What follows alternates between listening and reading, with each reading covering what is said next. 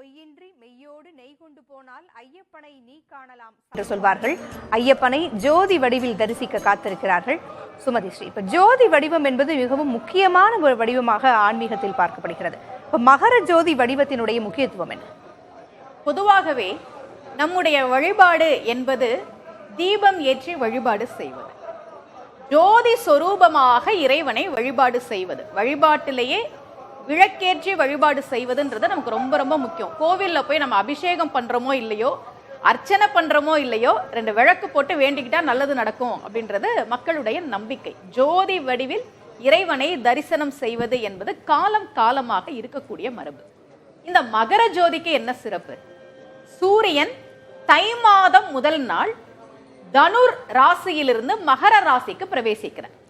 தை மாசத்துக்கு மகர மாதம் என்று பெயர், மார்கழி மாதத்திற்கு தனுர் மாதம் என்று பெயர். இந்த மாதத்தில் தெரியக்கூடிய ஜோதி என்பதால் மகர ஜோதி, மகர மாதத்தில் தெரியக்கூடிய ஜோதி. அந்த மகர ஜோதிக்கு என்ன சிறப்பு?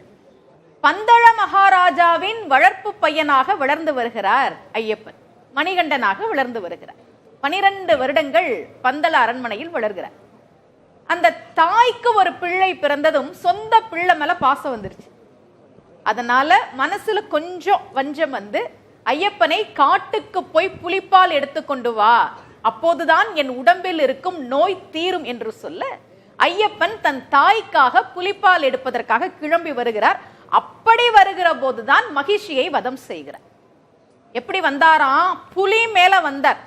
புலிப்பால் எடுக்க வந்தவர் புலி மேல வந்தார். 1000 புலிகள், 1000 தேவர்கள் புலிகளாக அவருக்காக வந்தன.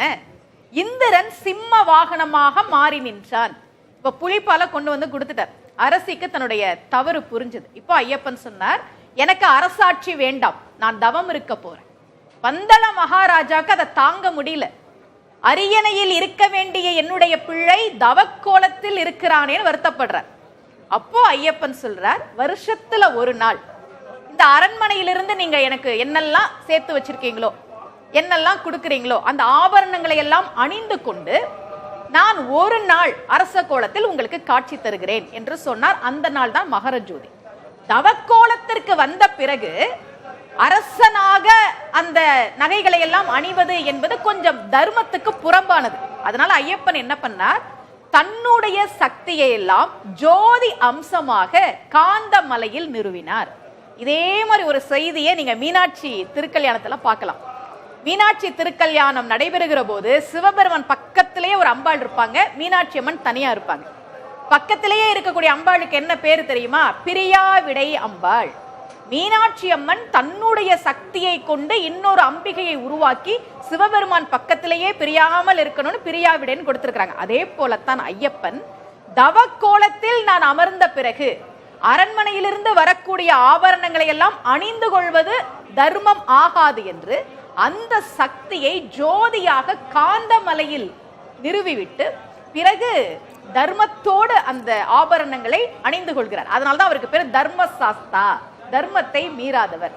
அப்படி மகர ஜோதியாக அவர் காந்தமலையில் இருக்கிற அந்த நாளை தரிசனம் செய்வது என்பது, வாழ்க்கையில எனக்கு ஒரு அதர்மம் நடந்துருச்சு அல்லது நான் தர்மத்தை மீறி நடந்துட்டேன் அப்படின்னா மகர ஜோதி தரிசனம் செய்பவர்கள் வாழ்க்கையில் தர்மத்தோடு இருந்தால் நிச்சயமாக அவர்கள் நன்றாகத்தான் இருப்பார்கள்.